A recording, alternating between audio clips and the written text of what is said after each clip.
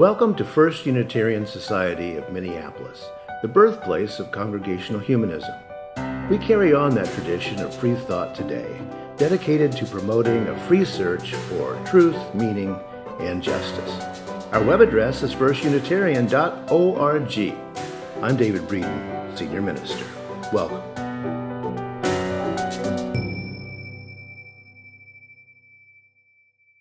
It's so good to be with you here this morning and to share discoveries that I have made in the last few years of my life. But before I say that, I want to talk a little bit very quickly about why we sang the song Spirit of Life. Now, as you know, it's kind of a Unitarian anthem. For those of you that have hung around here much, you know that Spirit of Life is one of our songs. But what I love about that song is it talks about spirit of life, and that takes us right to that Latin root of inspirare. Spirare is spirit, and you know what it means? To breathe life into. All the spirit words, perspiration, respiration, you could go on and on and on. All of those are about the breath of life. And so I requested the song Spirit of Life because that is what this journey is all about. And I'll just say a very few quick words. The slide, please. I'll just say a couple very quick words about my journey to the breath, which began a little over 3 years ago. I had the opportunity, I was invited to this event out in Minnetonka, and I had no idea what was going on. And I was introduced to this organization called BreathLogic. And BreathLogic was founded by two amazing women, Lori Ellis Young and Nancy Chakrin. And BreathLogic is an organization that inspires breath literacy, which I'll talk about in a second, locally and globally. So what this event was all about was breathing. And like many of you, I'm like, don't I already know how to breathe? Haven't I been doing it for the last 60 plus years? Don't we automatically know how to breathe? We breathe at least 22,000 times a day. Breathing in, breathing out, right? 22,000 times a day. So it's like, well, don't we kind of already know how to do this?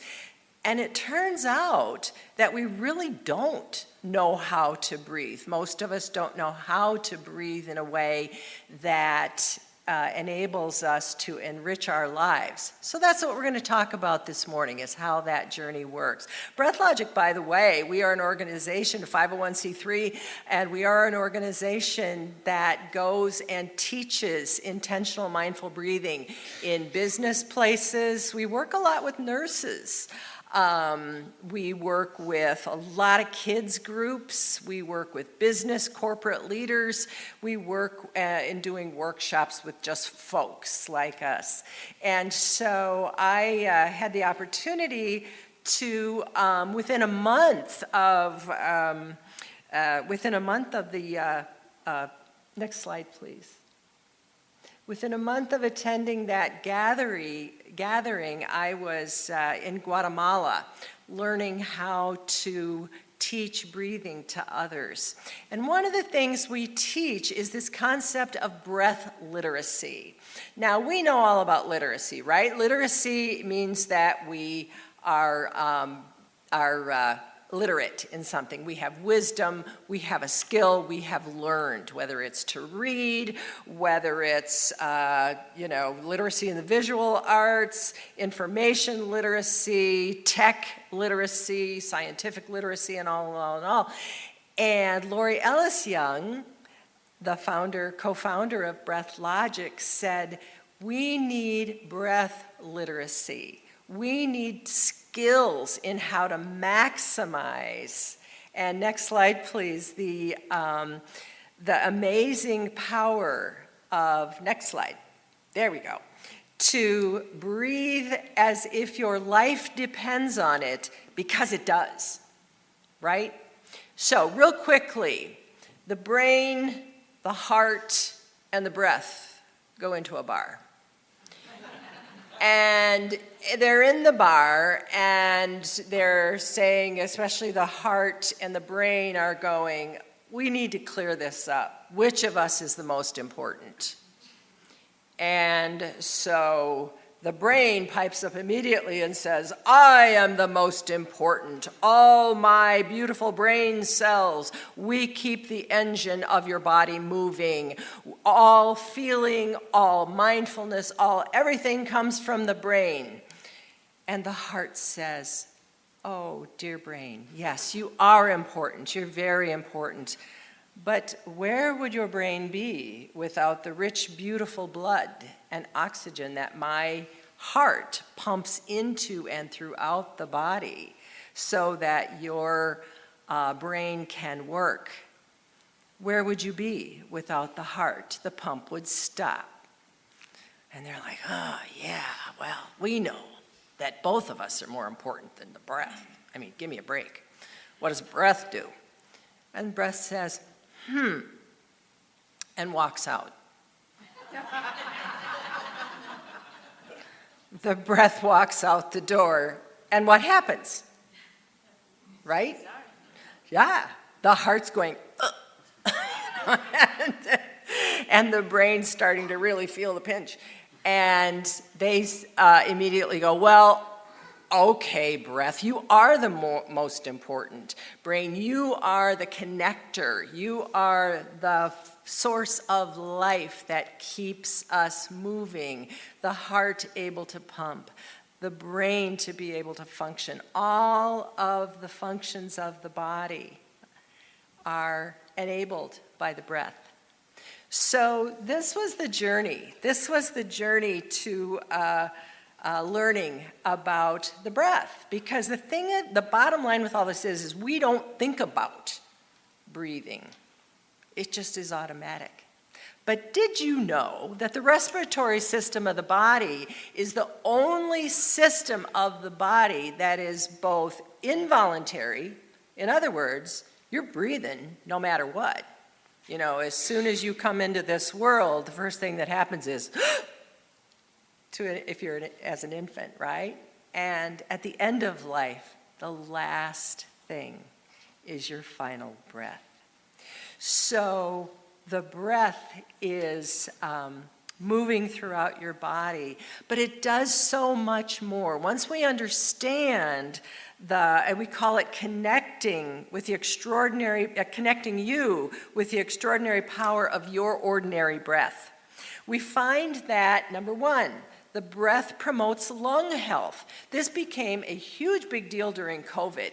Most of us really got a much clearer view of how the breath works if we had COVID and had our respiratory systems impacted. I don't know if you saw this in how we were caring for people with COVID. One of the things they started to do is put people on their stomachs, people that were really suffering. You know, they put people on their stomachs and did what's called back breathing. Did you know you could breathe into your back lungs?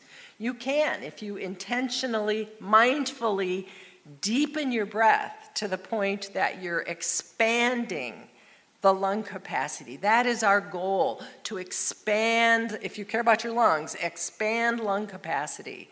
And deep, mindful breathing is how we expand lung capacity. The breath is the bridge between your body and your mind. It's your connection point, as we were just talking about. The body, you know, the heart and the brain. It is the bridge between your body and your mind. It regulates and distributes oxygen throughout your body, right? People who start to do pretty deep belly breathing, they'll sometimes say, oh, I'm feeling a little dizzy.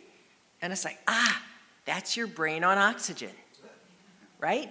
So when we breathe more deeply into our lungs, we're expanding lung capacity and we're bringing oxygen to where we need it most.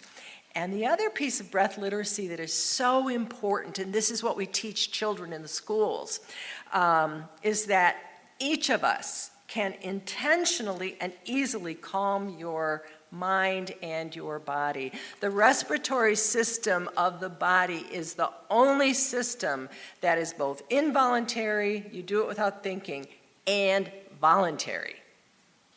So when we say breathe as if your life depends upon it, because it does, is that we can intentionally shift how we feel in our bodies by the way that we breathe. There's a term that's come up, and many of you are probably familiar with this. You know, we all know lifespan, right? Lifespan are those years from birth to death. That's your lifespan. The other term that's come into meaning as we have expanded, did you know that we have more than doubled our life expectancy? Just in the last 40 to 50 years, we have doubled life expectancy, which means that we may live longer than we feel good in our bodies. It's called health span. So we have lifespan and we have health span. And it's a real problem, and this is a real issue in our nation and throughout the world, if lifespan is longer than health span. Because if your health span runs out, you spend whatever time you have left on this earth kind of being sick, feeling miserable, not being able to do what you want to do, go where you want to go, and so on. So the question is, and medical science has like expanded our lifespan so much, you know, is like, what can we do? What can each of us do to expand our health span, add years to our health? And what we know and what research is showing over and over and over again is that the breath can impact many, many parts of your body and your brain and all of the beautiful systems within that to help us feel better, live better. Let me give you some examples. So if you want to forward the slide just a minute here, let's see what's coming up here next. Nope, not that one. So take that one off. These got out of order somehow. Oh, that's the one actually I was looking for. All right. So one of the great gifts of the breath is relaxation, right? And that exercise we did with simple breath awareness is a great example of how we can intentionally calm our nervous systems in a blip of time. It doesn't take long to calm your nervous system. It takes intention and presence, right? And so we know about the power of the breath to relax the body. We also know that breathing in a certain way helps you to sleep better. It helps you calm anxiety. It helps you deal with stress. And it helps you regulate how oxygen is flowing through your body. So what I'd like to do now, you can all hear me as I step out here? Yes? No? I'm looking at my guys back here. I think I'm on. All right, we good? We are going to do a simple relaxation breath. And the relaxation breath becomes a sleep breath, okay? And so let's go back into that place we left off with simple breath awareness. If you want to close your eyes, you certainly can. You don't have to. Wherever you're comfortable. So we're here and we are breathing. Let's take a big deep breath in through your nose and out through your mouth. Let's let go of any stress, anything you're carrying. Breathe in. Anything that's weighing on your mind. And let's just come into that space. If you like to meditate, you might put your hands into a meditation mudra here. Just put your hands in a place that's easier, leave them on your lap. And just breathe. Breathe in through your nose. Breathe out through your nose. Most breathing is done through nasal breathing, both in and out through the nose, because that is where you expand lung capacity. Nasal breathing helps you expand lung capacity. Exhaling through the mouth doesn't do that as well, though there are times that it's good to breathe through the mouth as well. But so let's just drop in and take a few deep breaths in and let it go. Deep breath out. If you want to use your hands, please feel free to do that. Add a somatic element here by bringing your hands up and letting your hands down. Breathe in, raise your palms up. Breathe out, lower your palms, and just drop into breathing. Let's do a simple 4-count breath. 2, 3, 4 on the inhale. Exhale. 1, 2, 3, 4. Inhale. 2, 3, 4. Exhale. 2, 3, 4. Inhale. 2, 3, 4. Exhale. 2, 3, 4. Let's drop into deeper relaxation by breathing in for 2, breathe out for 4. The relaxation breath, you double the length of the exhale. So let's breathe. 1, 2, in. 1, 2, 3, 4. Exhale. Inhale. 1, 2. Exhale. 2, 3, 4. Inhale. I'm going to change the count to 3, 6. Inhale. 1, 2, 3. Exhale. 1, 2, 3, 4, 5, 6. One more time. Inhale. Let you count on your own. Exhale. Double the length.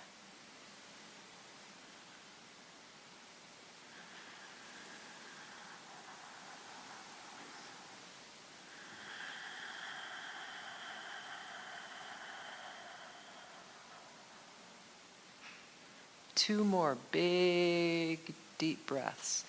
Double length exhale.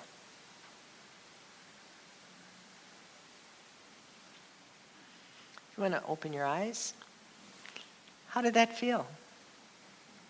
Anybody asleep out there? So the relaxation break, the inhale takes care of itself. Mindful breathing really happens in the exhale. If you're exhaling deeply and long, really trying to empty out your lungs, okay, and especially diaphragmatic breathing, which is belly breathing, those of you that study yoga, you know about diaphragm, and singers know about diaphragmatic breathing, where we are breathing out and our bellies actually go out on the inhale, and then they contract on the exhale. So you actually, and this is counterintuitive for most people, belly breathing is when you puff out your belly as you're taking in breath because you're filling it up, and then you're exhaling. So the relaxation breath with a double length exhale is what's called the relaxation breath. It's also known as the sleep breath. If there's one thing that conscious, intentional breathing can do, is it can help you sleep better. If you do that simple 2 in, 4 out in bed, you don't have to use your hands. Just lie there and inhale, exhale. That's the sleep breath. Give it a try tonight and see if it can help you fall asleep or if it can help you stay asleep. If you wake up, just do a quick inhale, exhale. Okay. Next, I want to talk a little bit about stress, because stress, and next slide, please, the blue stressy looking one. Yeah. So stress is an absolute epidemic in our society. Children are stressed, teenagers, I mean, you know all of the statistics about the level of stress and anxiety carried by people of all ages, right? And so the question is, what can I do about it? Do I have to go spend a lot of money? Do I have to take medication? Do I have to have a coach that'll help me figure out my stress, or a psychologist that'll help me deal with my anxiety? All of those things are good, and one thing we always say is we are not medical people. Those of us that teach breathing and bring it to others. We are not medical people, and nothing I'm saying here will replace anything that your doctor would tell you in treatment. And good deep breathing, such as we just did with the relaxation breath, is a really wonderful way to relax your body. And the reason this is, if you want to advance the slide, please. Next. That's it. Okay, so here's where neuroscience comes in, neuroscience in the brain. So your central nervous system is operating, right? And it's your nerves, it's your blood vessels, it's all of these things. And the autonomic nervous system, in other words, the automatic things that your brain does, and along with your nervous system, it has two parts. We have the sympathetic nervous system and we have the parasympathetic nervous system. And it matters that you understand this because it makes a huge difference in how you're able to calm your own mind. So we have in the SNS, have any of you ever experienced amygdala hijack? Where all of a sudden you see red, you get super, super angry, and you get hooked. I call it the fish hook, where all of a sudden your emotions hook your whole self, and pretty soon you're yelling at people, you have road rage. I mean, there's so many examples of this. So that happens because your sympathetic nervous system gets triggered. All right, and when your sympathetic nervous system gets triggered, we automatically, absolutely every time, start to breathe more shallowly. That's the first thing that happens. If you get triggered with anger, rage, unfairness, your kids, I mean, there's a lot of things, right? The first thing that happens, you start to go, chest breathing. Okay? Chest breathing is incredibly damaging to your body and your nervous system because if you get locked into chest breathing, you lose control of your nervous system and you act in rage. This is the ancient fight or flight, right? This is the ancient fight or flight response to the body. It's centered in your amygdala and the limbic system, reptilian part of your brain. The other side is the parasympathetic, and this is when we are, like in that beautiful relaxation you were doing, right? This is when we are calm. It's called the rest and digest. So this is the difference between fight or flight, rest and digest, okay? Your parasympathetic nervous system is necessary for long-term breathing. It's centered in the neocortex. In other words, your places executive decision-making, good judgment, all of that happens in the neocortex of your brain. And when you're in fight or flight, you lose access to your center of good judgment and good thinking, right? So what we know is that the breath is the bridge between the fight or flight and the rest and digest. You can calm your own brain, your own mind, your own body. You have the power within you to calm yourself and come back to center. Come back to rest and digest, where you can think well, make good decisions, probably apologize for what a jerk you were under the fight or flight part. Right? So you come back to do this, and we do it through the breath. That good relaxation breath is the fastest way to do it. And you can go anywhere. If you feel yourself starting to slide into fight or flight, you can come back just by taking, you remember the old thing they used to tell you? Take a deep breath. Take a deep breath. Count to 10. All of those old sayings actually are about giving your brain a chance to get reconnected to your neocortex. So this is the power that each of us has. And I want to do a breath practice to close out this part of our conversation. It's called the bip-bop breath. And the bip-bop breath, we're going to go right back to where we've been. Next slide, the bip-bop breath slide. There we go. This is the bip-bop breath. And so the bip-bop breath says, breathe in peace, breathe out pain. When we are in real psychic pain, and by the way, physical pain, breathing is very, very helpful for dealing with, let's say, legs, if you have restless leg or if you have neurologic pain in your body, okay? This kind of breathing can be very helpful. Let's do it together. We breathe in peace. Inhale. We breathe out pain. Let's do that again. We breathe in peace. On the inhale, we breathe out pain. We're reprogramming, by the way. All you neuroscientists out there and psychologists, you know this about reframing. This is a way to reframe, get out of your rut of harmful thinking. So we breathe in peace. We breathe out pain. We breathe in love. We breathe out fear. We breathe in acceptance. We breathe out intolerance. We breathe in serenity. We breathe out worry. If you'd like to move your hands somatically like we're doing here too, this can be helpful. So you breathe in what you want more of, and you breathe out what you're ready to let go of. Not pushing it away. We never push it away because what we resist persists. But we can let go. Breathe in peace. Breathe out anxiety. Breathe in acceptance.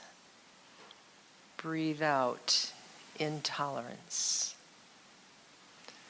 Breathe in calm. Breathe out anxiety. Breathe in love. Breathe out fear. And now as we finish this breath, this time we're coming full circle to breathe in peace, breathe out peace. Breathe in peace, breathe out peace. On your own, whatever you want to bring in, whatever you want to let go of. What do you want to put out into the world? We aren't pushing away, we're letting go of things that no longer serve us.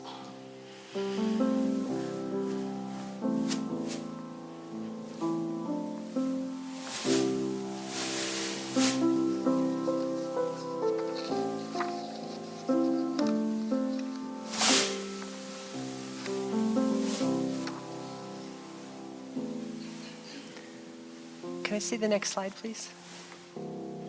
So before I complete this talk, just because I'm a reference kind of a person, this is a book that was written by Lori Ellis Young and Dr. George Ellis. They are co-founders, again, of BreathLogic, and they wrote this beautiful book a couple of years ago. They have a really important story to tell. Dr. George is a psychologist who works with victims of trauma, specifically war around the world. They have lived and worked in Ukraine. They spent 5 years in Ukraine after the annexation of Crimea. He worked for a non-governmental organization, and he teaches psychologists how to use tools to heal trauma. And once the Ukraine war got going last year, he and Lori started up a Zoom-based training system. They meet with a group of Ukrainian psychologists every week, and they actually use the breath a lot, along with Dr. George's other tools that he uses. And so, and Dr. George has said that he would be happy to talk to our Ukrainian refugees when they come, because they lived in the country, they have a lot of experience with that and are continuing to do that work. So our website, www.breathlogic.org, is a resource for us, and I'm going to turn it back to Kelly as we close out.